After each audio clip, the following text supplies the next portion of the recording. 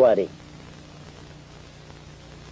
Chers téléspectateurs, c'est un plaisir de reprendre contact avec vous. Et nous voulons aborder ce soir deux points qu'il nous reste à couvrir, à savoir le rôle des Illuminati dans le domaine socioculturel et aussi dans le domaine religieux.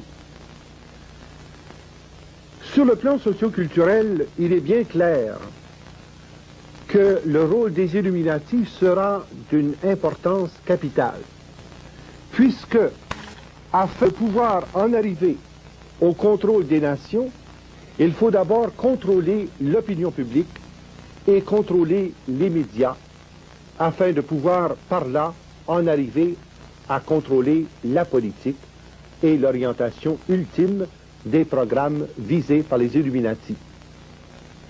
Dans le domaine socioculturel, nous reportons toujours à la même pyramide de départ, nous voyons les rapports entre le groupe des 13, qui donne ses directives au groupe des 33, lesquels transmettent aux Bilderbergers la mise en application des préaux.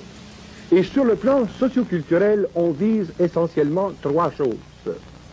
On vise d'abord à la pensée internationaliste et socialiste. On vise ensuite à conduire les gens à l'abandon de leur souveraineté nationale.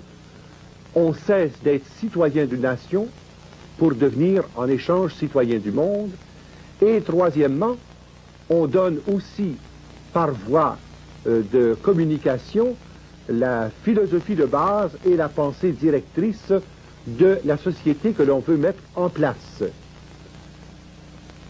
En rapport avec la société nord-américaine, c'est-à-dire les États-Unis, le Canada, l'Amérique latine aussi, la responsabilité de l'application du programme socioculturel tombe principalement sous l'autorité de John D. Rockefeller III. C'est le troisième en série de la famille, et son rôle à lui, c'est principalement de voir comment faire passer la philosophie et la pensée des Illuminati dans les corps publics. Or, le rôle important des fondations.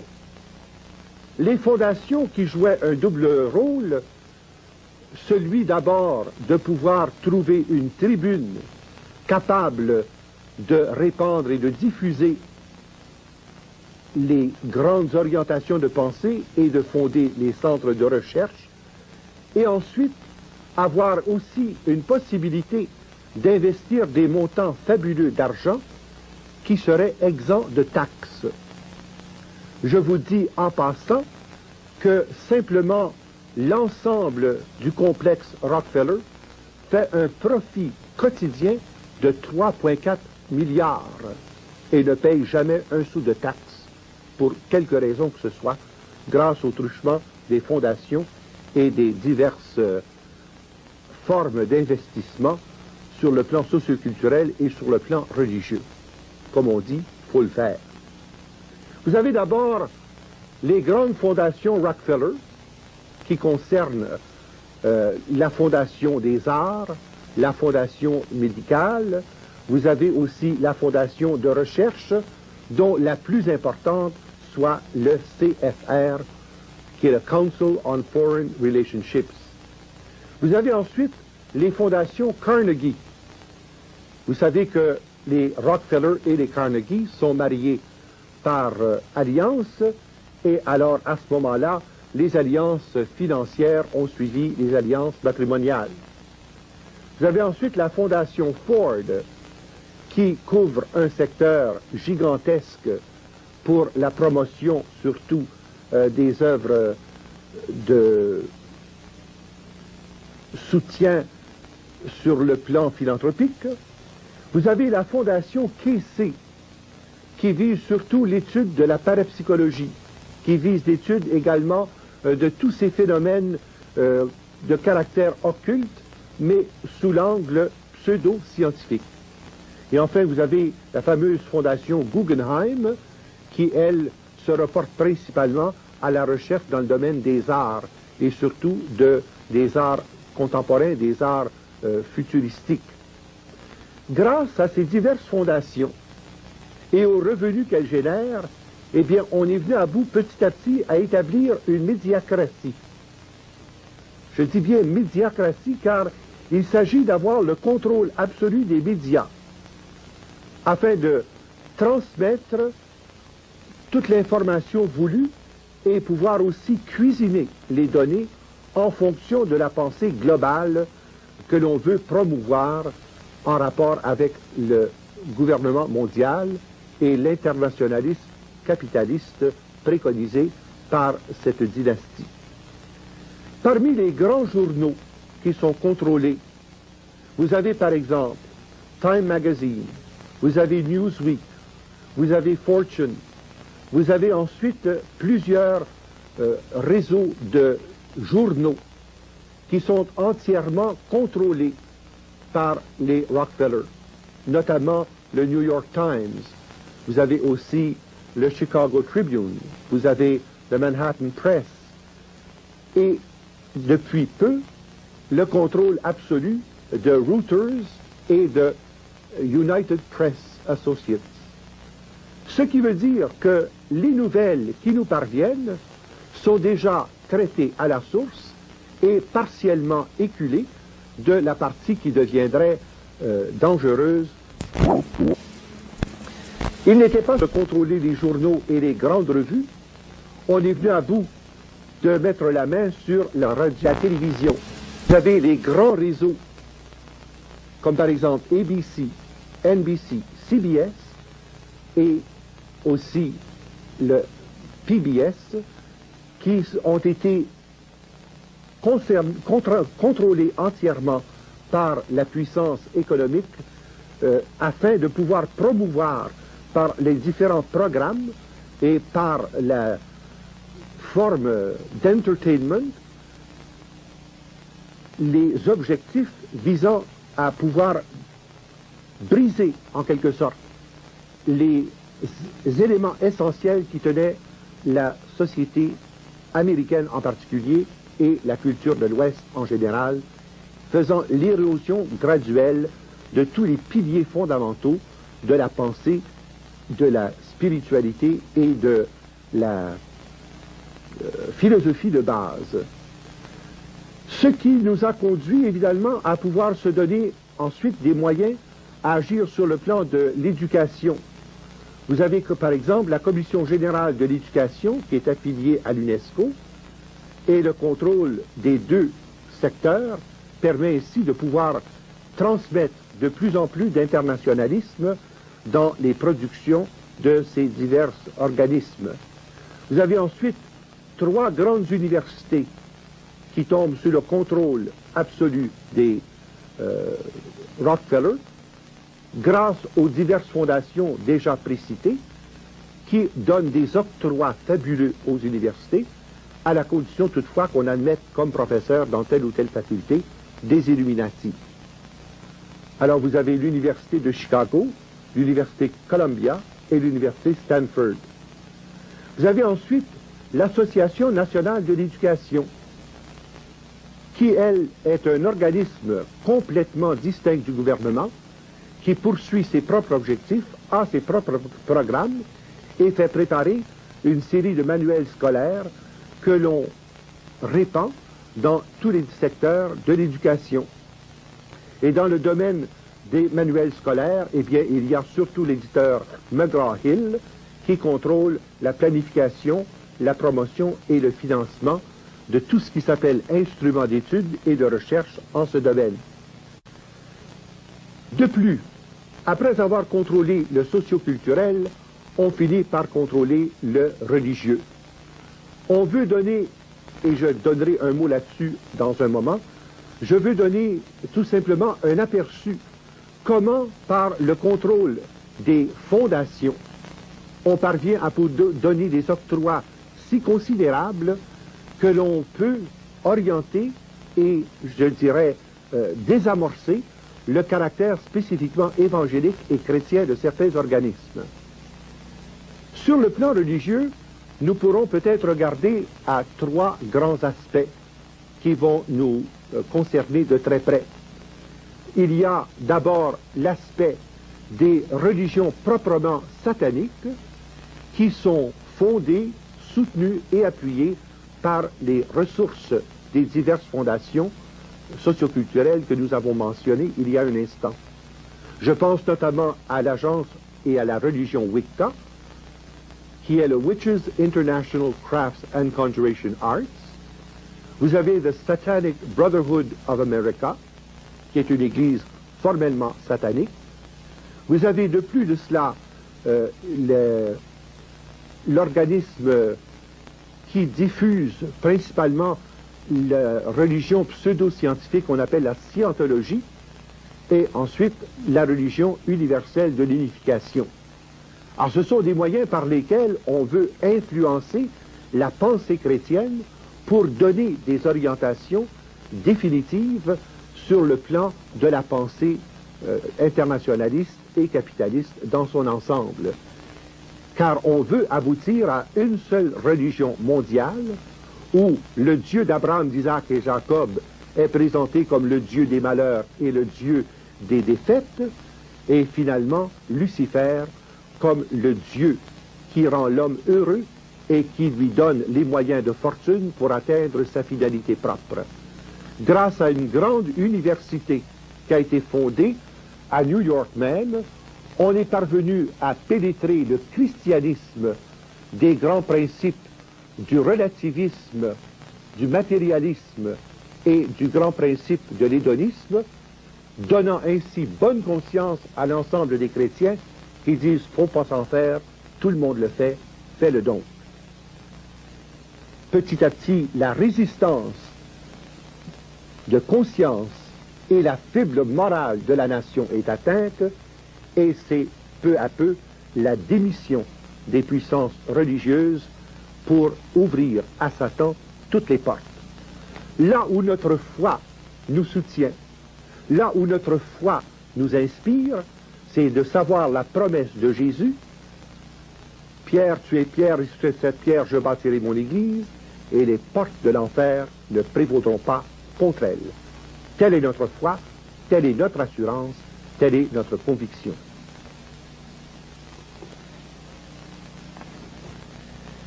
Jetons maintenant un regard plus attentif sur cet aspect de l'influence des Illuminati dans le domaine religieux. Tout cet aspect relève de l'autorité d'un quatrième frère Rockefeller du nom de Lawrence Rockefeller.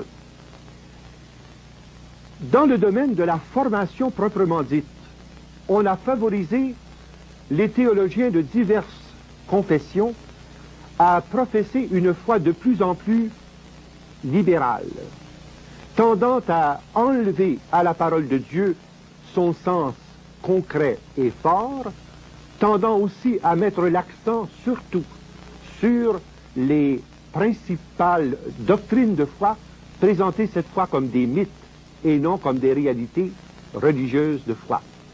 C'est le Union Theological Seminary of New York qui est le fer de lance de cette action qui vise à désessentier le christianisme. Et comme il y a plusieurs centaines de gradués chaque année de ce centre de formation théologique, vous voyez tout de suite l'influence que ça a dans les différents secteurs des religions chrétiennes. Vous avez ensuite, sur le plan national, la Confédération des Églises et le Conseil national des Églises, qui sert en quelque sorte de véhicule pour rejoindre les diverses confessions chrétiennes américaines, nord-américaines, qui œuvrent dans le secteur de l'évangélisation. Une chose qui va vous étonner sans doute, c'est qu'on met sur le même pied les principales religions chrétiennes, tant catholiques, protestantes qu'orthodoxes, et la sorcellerie. Il existe aux États-Unis un statut proprement ecclésial, c'est-à-dire reconnaissance des ministres comme étant formellement ordonnés, deuxièmement, reconnaissance aussi du statut ecclésial et des avantages fiscaux que procure ceci, pour répandre la religion satanique. Vous avez d'abord l'ordre de l'Aube dorée, qui couvre le secteur principal des Rose-Croix, et par les Rose-Croix, qui couvre ensuite les autres religions à caractère ésotérique et à caractère de sorcellerie. Vous avez l'Église Wicca d'Amérique dont j'ai déjà parlé, l'Église de tous les mondes, le vestibule de l'art d'Aquarius, la fraternité satanique de l'Amérique, la scientologie, l'unité, les écancars, l'Église en marche vers le jugement dernier, l'ésotéro-occultisme, avec tout ce que cela comprend. Aux États-Unis, il y a plus de 1 500 000 sorciers et sorcières officiellement reconnus. Et chaque sorcier et sorcière peut avoir jusqu'à 13 membres dans son coven.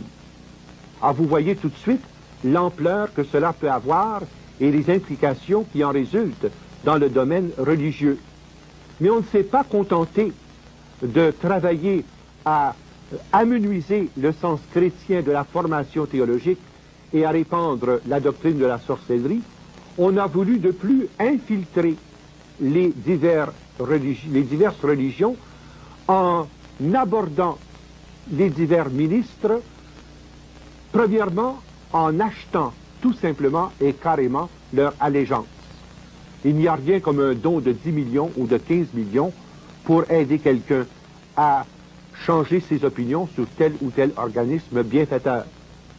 Quand on ne parvient pas à soudoyer ou à acheter, on parvient à faire du chantage.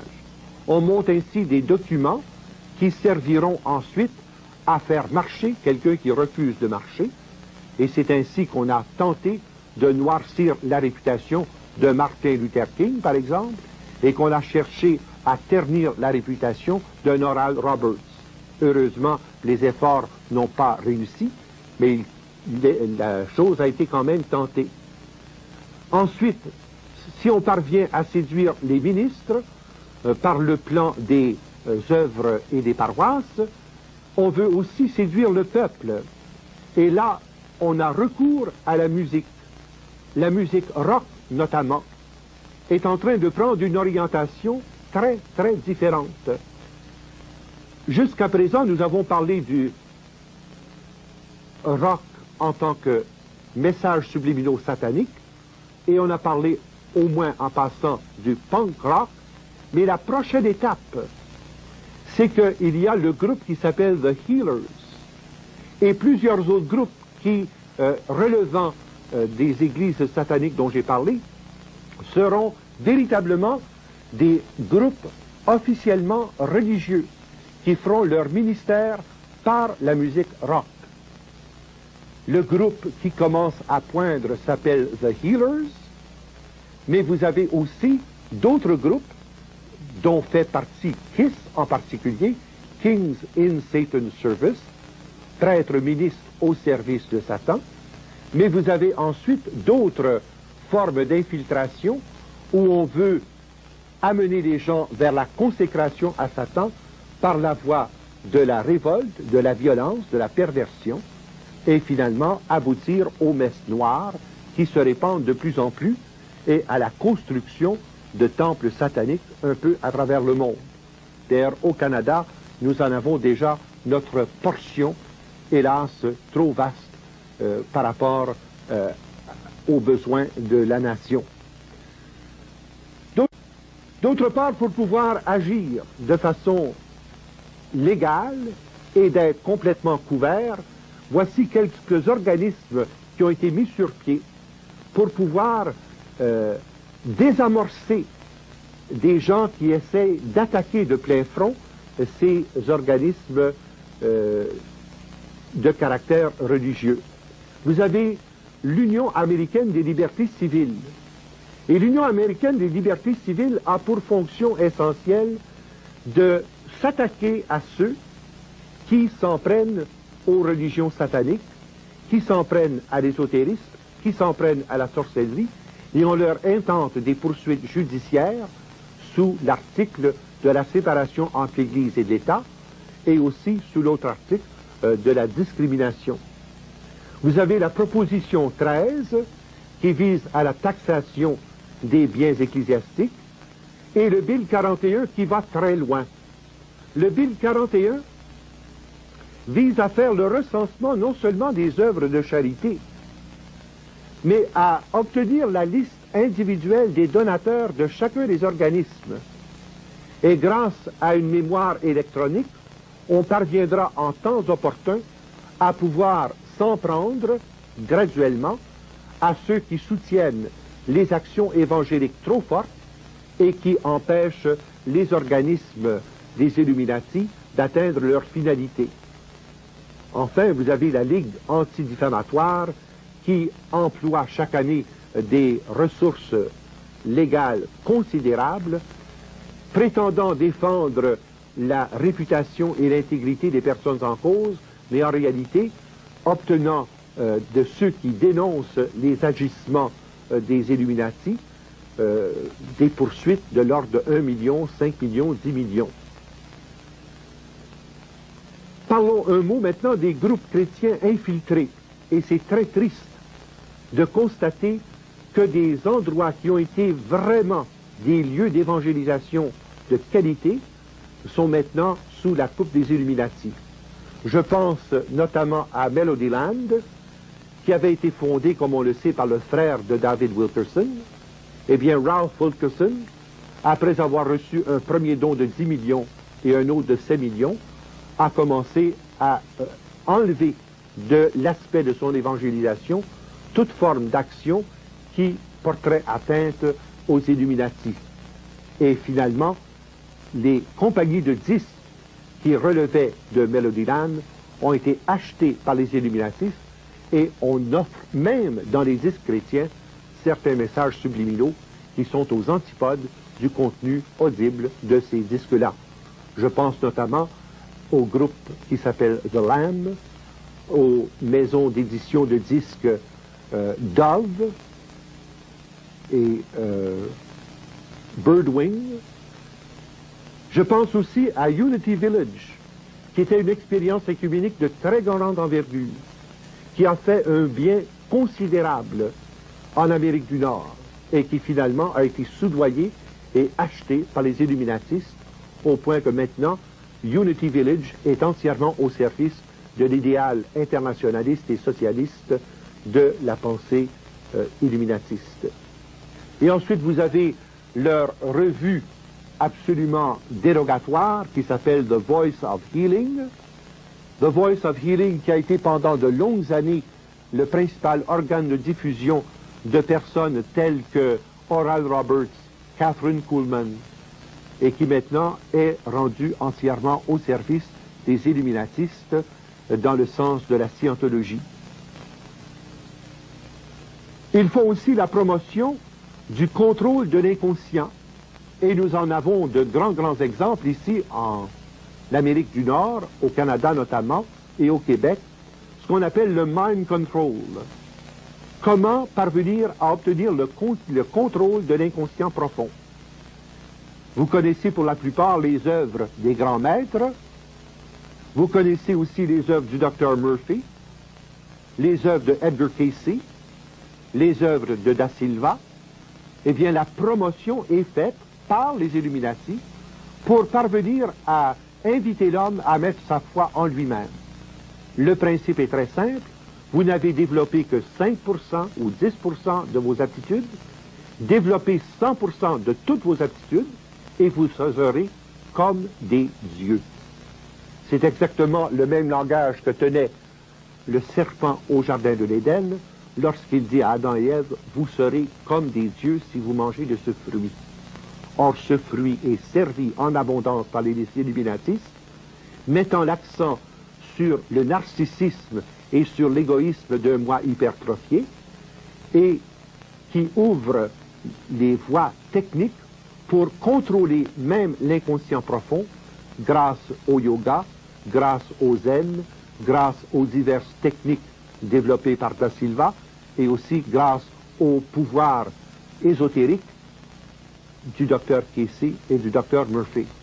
Vous voyez donc, en jetant notre regard sur ce tableau d'ensemble, ils ont couvert pas mal tous les secteurs. Mais ce qui a été, je dirais, la cerise sur le sundae. C'est l'article qui est apparu à un moment donné dans plusieurs journaux du monde entier. Croyez-le ou non, le Messie est sur le point d'arriver. Croyez-le ou non, on nous a fait croire que le Messie allait parler sur les ondes de toutes les télévisions du monde. Et alors on a mis devant les yeux l'espérance de l'apparition d'un tel sauveur, et finalement c'est Lord Cream qui annonçait dans tous les journaux du monde, grâce à l'agence Tara, l'avènement de ce fameux Messie auquel tout le monde devait se soumettre. Le Maitreya, qui était à la fois plus grand que Jésus-Christ, plus grand que Bouddha, plus grand que Mahomet, plus grand que tous les grands chefs religieux du monde, il était vraiment celui qui doit venir, celui que toutes les religions attendent. Le Christ est maintenant parmi nous. Vous voyez tout de suite la supercherie odieuse de cette présentation qui a été faite dans tous les grands pays du monde et dans toutes les langues. Ceci était une ruse des illuminatistes pour préparer l'avènement d'une seule religion mondiale où le suppôt de Satan, l'homme d'iniquité, prendrait le contrôle de l'Église après que la puissance économico-politique ait pris le contrôle du seul et unique gouvernement mondial.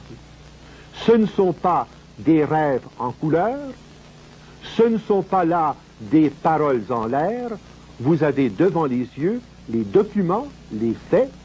Nous sommes dans une réalité où il faut prendre conscience des problèmes pour apporter des solutions à la mesure des défis qui nous sont proposés.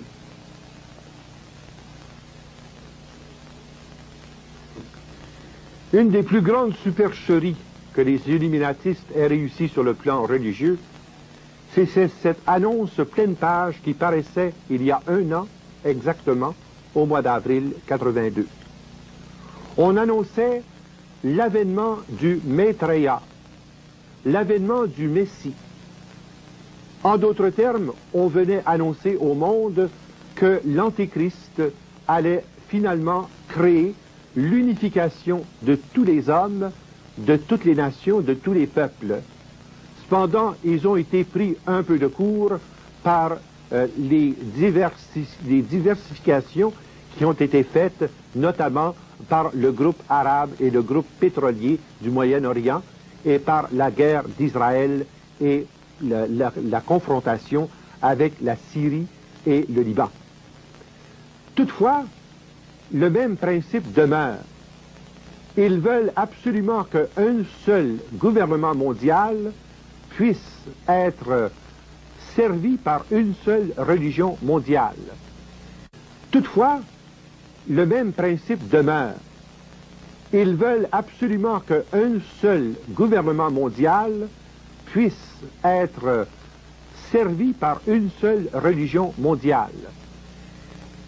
Et le but est très simple, c'est de parvenir véritablement à créer un État totalitaire où vous serez surveillé dans tous les aspects possibles et dans les aspects les plus privés de votre vie. Si vous avez remarqué l'œil sur le dollar américain, je vous le disais au début de toutes les émissions, que cet œil considérait, c'était l'œil de Satan d'une part, mais d'autre part, c'était l'œil obtus de la surveillance généralisée. Le mode utilisé pour cette surveillance sera la carte électronique. Cette carte électronique qui parviendra à transmettre toutes les informations nécessaires pour vous donner, pour leur donner, je devrais dire, toutes les informations dont ils ont besoin sur vous. Cette carte électronique remplacera la MasterCharge, la Visa, l'American Express, qui a servi de base expérimentale à sa conception. On appelle ça the World International Identification and Transaction Card. Grâce à cette carte, vous pourrez acheter et vendre sans argent. Tout sera complètement électronique.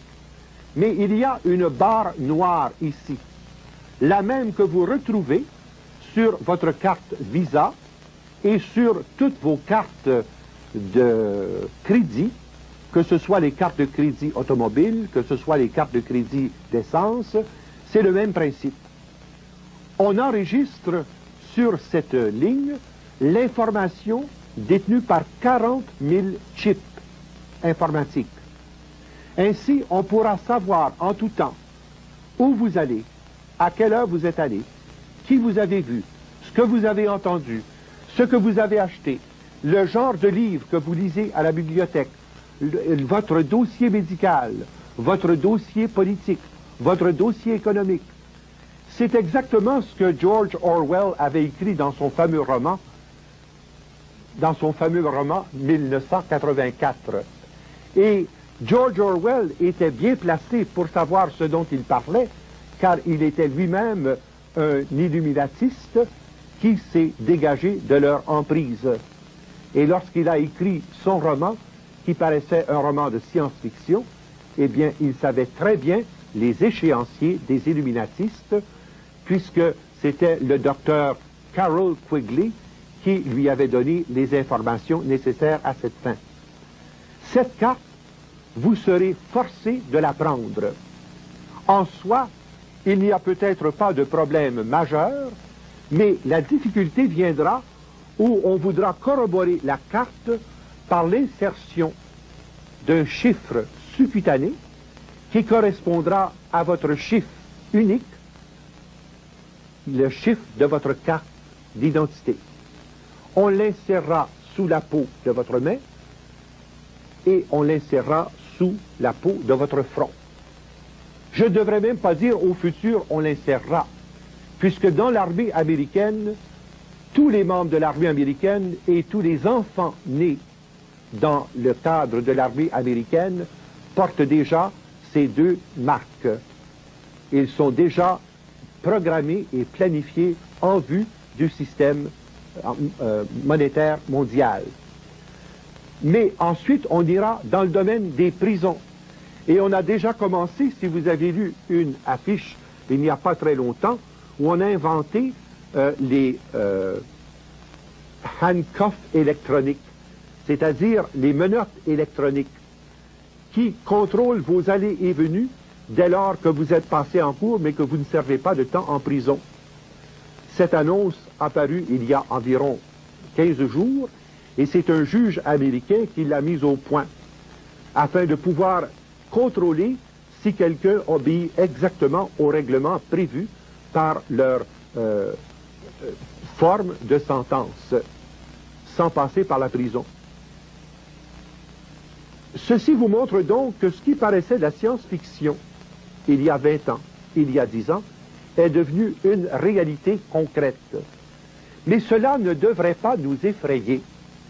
Cela devrait plutôt nous stimuler à voir et à croire que la parole de Dieu porte en elle les éléments de vérité nécessaires à nous prémunir contre de telles formes de puissance de ténèbres. Nous sommes les enfants de Dieu. Nous sommes les enfants de lumière. Nous appartenons à la Trinité et nous n'appartenons pas à Satan. Nous avons renoncé à Satan, à ses ruses et à ses œuvres lors de notre baptême. Il est important maintenant d'en assumer la responsabilité adulte et d'en assumer aussi les conséquences pratiques. Ainsi, par exemple, bien sûr, les gens sont en mesure de savoir qu'ils ne peuvent pas acheter ou vendre sans avoir ces fameux codes qui signifient actuellement tout simplement le numéro de leur inventaire, le code de leur région, le code du magasin qui a vendu tel produit et le prix de revient de chaque article. Mais ce code est prévu à être amplifié de 12 chiffres, dont la clé d'interprétation sera le fameux 666 dont nous parle l'Apocalypse. Le premier 6 est inséré au début et à la fin comme colonne d'encadrement, et le troisième 6 est inséré en plein milieu pour diviser les deux séries de chiffres qui paraissent Ainsi, par exemple, prenez n'importe quel article de cuisine, prenez n'importe quel article que vous avez acheté, et vous verrez qu'il y a des chiffres qui paraissent, et ceux-là ne sont pas dangereux.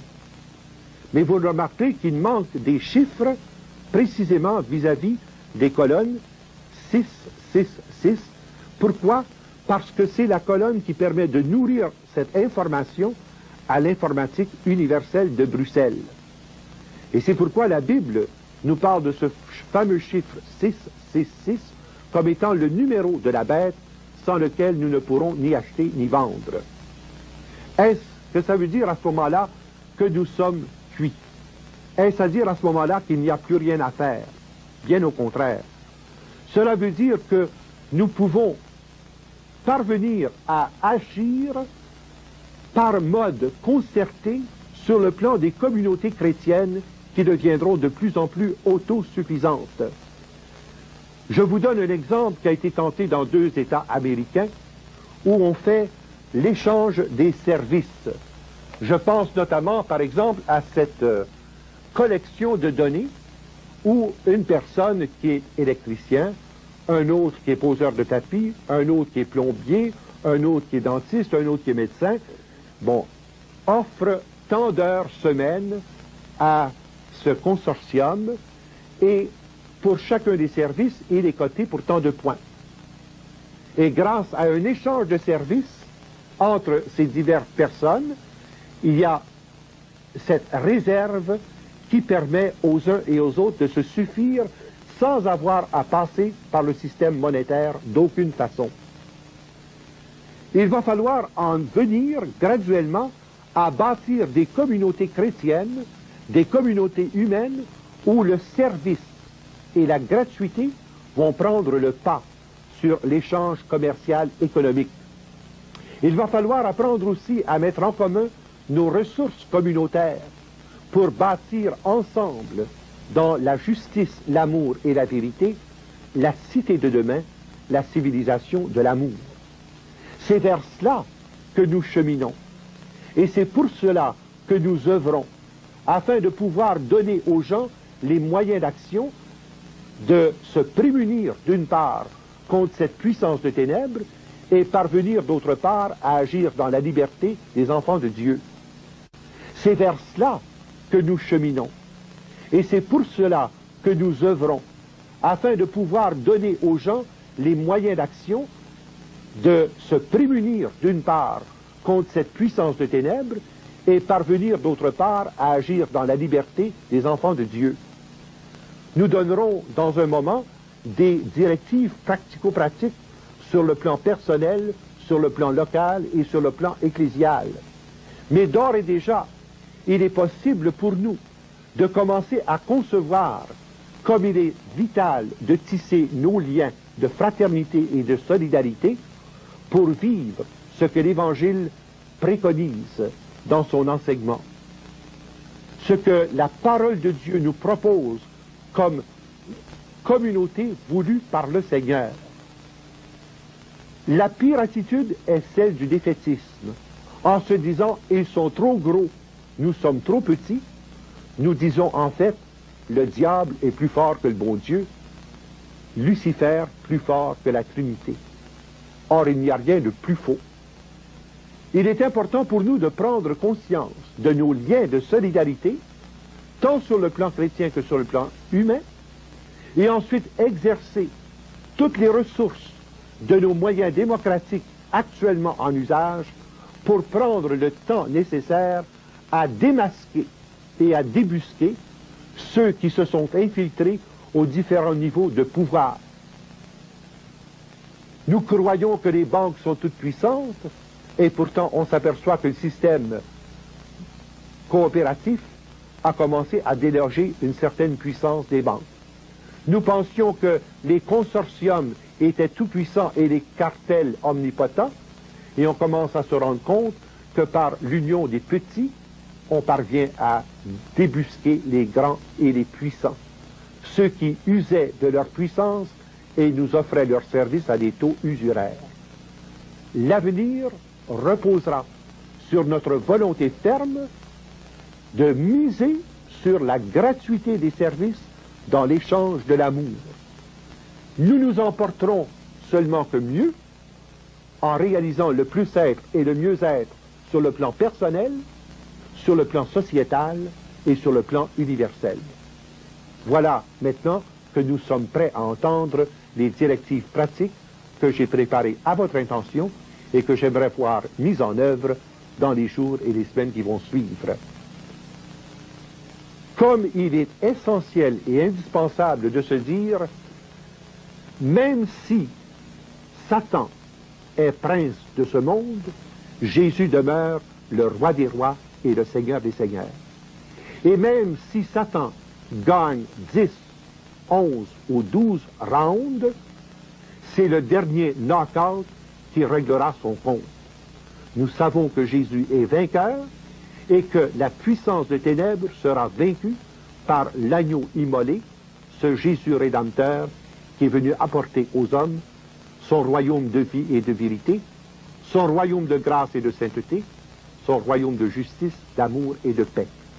Voilà ce vers quoi nous voulons tendre, voilà ce dont nous voulons parler davantage sur le plan des conseils pratiques dans les minutes qui nous restent, et nous pourrons traiter ensuite, dans un autre exposé, des perspectives merveilleuses qui s'offrent à nous dans le cadre de la civilisation de l'amour. Dieu.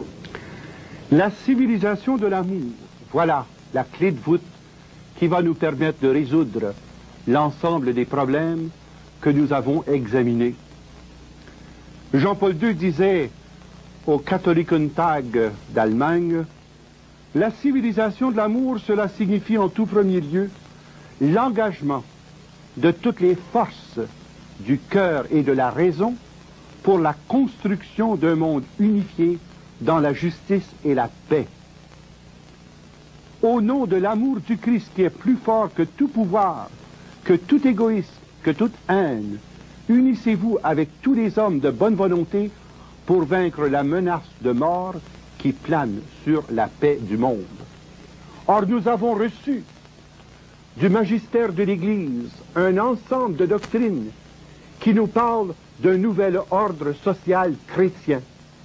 Au lieu du Novus Ordo Seclorum des Illuminati et au lieu de l'âge du Verseau, nous, comme chrétiens, nous pensons en termes d'un nouvel ordre social chrétien qui s'appelle la doctrine sociale de l'Église, et nous sommes à l'ère de l'Esprit Saint.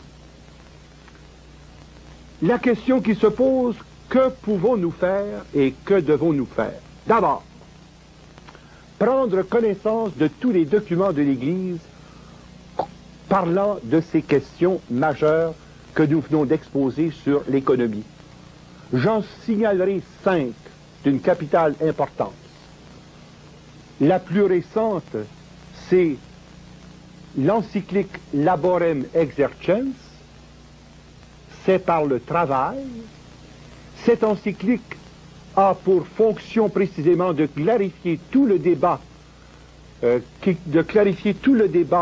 concernant la fausse dichotomie entre capital et travail, et aussi la dénonciation en termes très clairs d'un capitalisme usuraire et international, ainsi que du communisme international et les fausses doctrines d'un socialisme sans issue.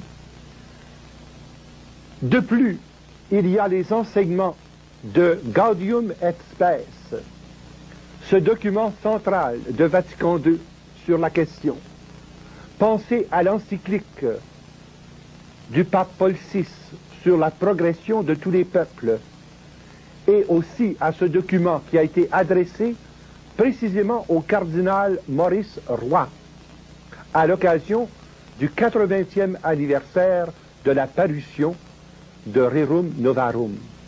Ça s'appelle Octogesima Adveniens. Ce sont des textes qu'il faut lire, dont il faut prendre connaissance, en même temps que le grand document de Jean 23 qui s'appelle Pacem in Terris. Je vous demanderai d'abord de prendre connaissance de cette pensée très cohérente et très vigoureuse qui nous montre, à la lumière de l'Évangile et à la lumière de l'expérience 2 fois millénaire de l'Église, les lignes de force d'une civilisation authentiquement chrétienne et d'un nouvel ordre social international dont les principes s'enracinent dans le Christ, dans l'Évangile, dans la foi. La deuxième chose aussi à entreprendre, c'est une étude très systématique des diverses questions résultant des fausses doctrines économiques qui sont à la base de la crise actuelle, notamment la fausseté de la doctrine monétariste de Friedman, qui est à l'origine de nos déboires inflationnistes, et ensuite la doctrine de Maynard Keynes, qui est à l'origine du libéralisme économique, qui empêche la régulation des divers éléments de la vie économique, de telle façon que tout accroissement d'inflation se traduit par un taux plus élevé de chômage. Il faut retrouver nos priorités. La priorité de l'homme sur le travail et la priorité du travail sur le capital et la nécessité de la fonction sociale du capital pour que, par son travail, l'homme retrouve sa dignité, son équilibre et aussi l'exercice de tous les droits inaliénables en tant que personne humaine, en tant que membre d'une famille et en tant que chrétien baptisé appartenant au Christ. Maintenant, comment agir sur le plan pratico-pratique? J'aimerais d'abord qu'on se rappelle qu'il faut agir dans la vérité et la charité.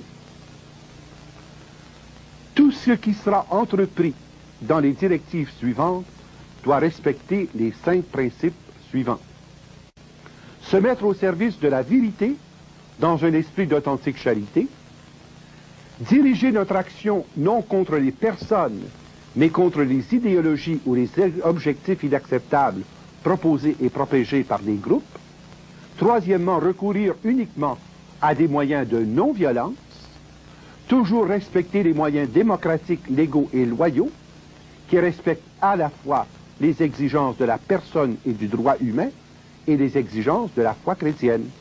Quatrièmement, rédiger avec soin, précision et exactitude les lettres, les mémoires, les documents destinés à l'information du public.